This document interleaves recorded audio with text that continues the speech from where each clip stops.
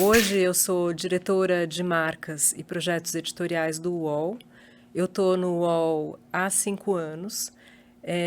E antes disso eu trabalhei bastante tempo nas revistas femininas da Editora Abril. Foram 2 temporadas. Na última temporada eu dirigi as revistas Capricho, Gloss e Cláudia. Quando eu me formei em jornalismo, havia muito poucas opções de conteúdo para quem quisesse consumir notícia ou consumir conteúdo especializado de serviço.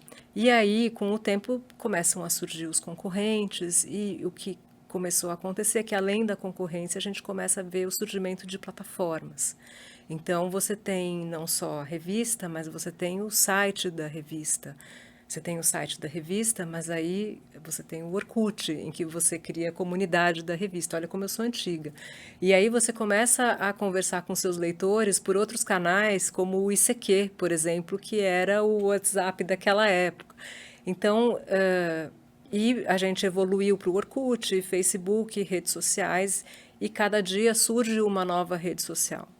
E eu acho que o grande desafio dos publishers, a partir do momento em que eles deixam de concentrar, de serem os donos da principal plataforma, é ampliar o escopo de atuação em diversas plataformas, sem perder a sua identidade. E eu acho que um desafio adicional dessa evolução do publishing e da produção de conteúdo é que deixamos de ser vozes verticais, né? A gente passa a conversar com outros criadores de conteúdo que talvez não sejam jornalistas ou não sejam publishers e que começam a ganhar tanto relevância quanto autoridade para falar daqueles temas. A gente entende lá no UOL hoje que a gente precisa de rostos, a gente precisa ter, que que as nossas marcas tenham caras que nos representem. Então, a gente vem formando, por exemplo, squads, que a gente chama de talentos que estão vinculados a determinadas marcas. Tem uma marca nossa que é Nossa, que chama Nossa, e é uma marca sobre lifestyle, então viagem, gastronomia, turismo, etc. Tem uma outra marca que se chama Toca, que é de música. Então, a gente constrói um squad de influenciadores ou jornalistas que entendam tudo de música, que vão lá e dão a cara e contam as histórias da melhor maneira possível nas nossas redes. E eu acho que os anunciantes, de alguma maneira, também entenderam que esse relacionamento um a um, para um, one on one, ele é importante para a construção de campanhas, para vender os produtos, etc. A gente, para tornar isso orgânico e para que não vire uma mera... Não é, o nosso papel como conteudistas não é fazer publicidade, mas a gente pode explorar territórios de conteúdo que façam sentido tanto para nós quanto para os anunciantes. Então, por exemplo, no Toca, que é a nossa vertical de produção de conteúdo sobre música, a gente faz uma série de coberturas, por exemplo, patrocinadas por marcas que querem estar dentro dos festivais porque entendem que música é um território super importante para ela. Eles vão com a gente e a gente vai lá com os nossos talentos sem mudar a nossa narrativa ou o nosso discurso. O que a gente está fazendo lá é mostrar o festival, qual que é a vibe, qual é o comportamento que está rolando. Então, desde que isso não mude a nossa maneira de produzir conteúdo, a gente não tem nenhum problema em estar junto com as marcas fazendo isso. E eu acho que para nós é importante porque não podemos ser ingênuos, a gente sabe que hoje a publicidade representa um percentual muito grande do financiamento do nosso negócio. Então, se a gente faz isso de maneira ética, consciente, coerente, os anunciantes são muito bem-vindos para a gente produzir coisas juntos.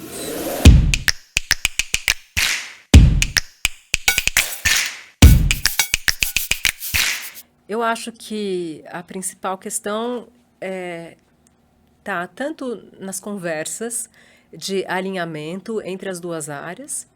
Hoje, a minha área no UOL, eu estou dentro da redação, mas eu estou o tempo todo conversando com a área de publicidade. Então, eu acho que a partir do momento em que ambas as áreas entendem os objetivos uma da outra, a gente consegue entender o que podemos vender e o que é inegociável, né? Então, Por exemplo, a gente pode ter um podcast patrocinado, podemos ter um podcast patrocinado, mas o patrocinador, ele não pode dizer quais são as perguntas e quais são as respostas, né? Então, eu acho que estabelecer os limites e entender que se o anunciante quer ter controle total sobre o discurso, isso é um branded content. Deixa de ser um conteúdo editorial patrocinado. E eu sei que é muito difícil encontrar o limiar entre uma coisa e outra, e os veículos trabalham esses conceitos de maneiras diferentes. Mas eu acho que os interesses comerciais, eles precisam estar alinhados aos nossos interesses editoriais, e a gente não pode abrir mão da nossa autonomia, né? A gente, por mais que seja conteúdo, a gente ainda produz conteúdo jornalístico, a gente produz conteúdo num formato que é nosso. Então, se o que o anunciante quer é um outro formato que não é o nosso, talvez ele vai seguir um caminho de branded content, é um outro lugar, e que é tão legítimo quanto. É só um lugar que não entrou na redação. Eu acho que é importante essa separação.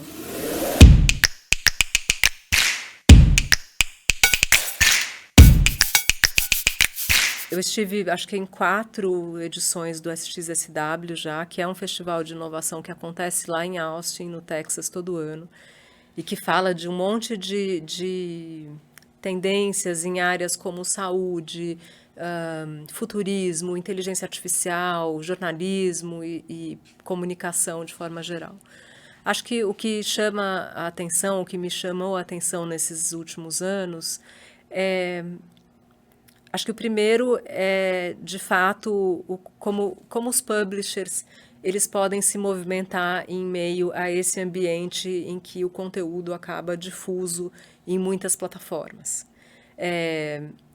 E entendendo que nós somos marcas e que, como marcas, a gente precisa não só escrever texto, não só fazer tweet, mas a gente precisa entender formatos e associações com quem que a gente conversa. Então, precisamos ter podcasts, precisamos fazer conteúdos com menos textos, com mais imagens, sermos mais audiovisuais e entender um pouco, acompanhar um pouco a tendência de consumo de conteúdo. A gente sabe que a gente vive hoje um momento que tem muita informação, está todo mundo cansado, e como publishers nós precisamos entender como é que as pessoas gostariam de consumir o nosso conteúdo, o que é importante para as pessoas. Porque às vezes eu posso ter um monte de coisa para falar, mas se ninguém está lá para ouvir, não adianta. Eu posso ter escrito uma bíblia de textos que ninguém teve tempo de ler porque estava atrasado pegando o metrô ou cuidando do filho, enfim. Então, a gente precisa se ajustar aí aos formatos e aos lugares onde os nossos leitores ou audiência, como vocês quiserem chamar, estão. Então, acho que essa é uma das coisas importantes. Nesse último ano, a gente viu... É engraçado ter um caminho contrário. Os publishers, ao mesmo tempo que estão dominando ali as redes e etc., a gente vê um caminho contrário de os nomes que surgiram no YouTube, enfim, grandes influenciadores construindo impérios de mídia. Então, é uma tendência muito importante para a gente acompanhar, né? Então, eles tinham lá um videocast no YouTube, que virou um site, que virou uma loja de camiseta. Então, assim, tem um movimento contrário. Não é necessariamente jornalismo, é mais a produção de conteúdo, mas é um movimento interessante.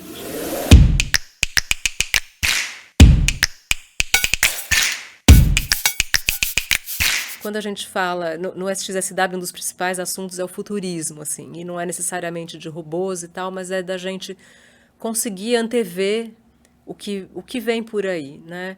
E teve uma palestra que eu vi, puxa, não sei nem que ano que foi, mas que foi muito interessante, que tinha um jornalista do The New York Times e um jornalista do The Atlantic. Os jornalistas, eles têm o privilégio enorme de poder se debruçar e estudar e construir cenários. Prever o futuro nada mais é do que a gente, de alguma maneira, imaginar o futuro.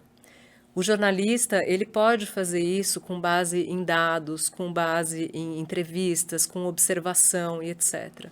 Então, bons jornalistas, quando apuram notícias, e fazem e elucubram sobre determinados assuntos, eles podem de alguma maneira estar também antevendo o futuro e mostrando tendências, porque a gente consegue, a partir de dados, números, observações, enxergar um pouco o que está ali por vir. E tinha um exemplo de uma reportagem que era, se não me engano, publicada no The Atlantic, que era uma reportagem de 2018 sobre um jornalista que apurava saúde pública, em que ele basicamente previa tudo o que aconteceu na pandemia de Covid. Ele previa a falta de equipamentos médicos, ele previa o rápido espalhamento do vírus, ele previa uma disputa geopolítica em torno daquele assunto. Então, nós jornalistas podemos ser futuristas, a gente tem esse poder de prever o futuro. E eu acho que isso depende da gente, a gente se comprometer com uma boa apuração, com leituras e conversar com o máximo de pessoas possíveis, e etc.